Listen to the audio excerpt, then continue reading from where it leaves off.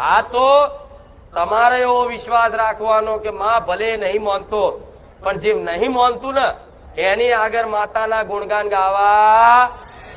આ સ્પષ્ટતા કરું છું, ખબર પડે? તમારી આત્માને ઠેસ પહોંચી તો મને પહોંચે. તમારું દિલ કોઈએ તોડ્યું તો સમજી લો મારું મેરડીનું દિલ તોડ્યું.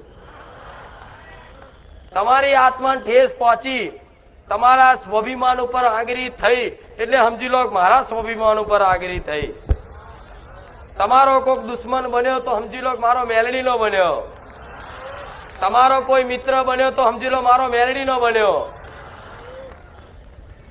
આવો પ્રેમ ના આવો હેત ના આવો લાડ કરવા વાળી માતા.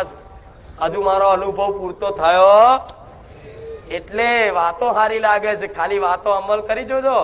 પછી મારા વખાણ કરવા માટે તમારા શબ્દો પાછા પડશે.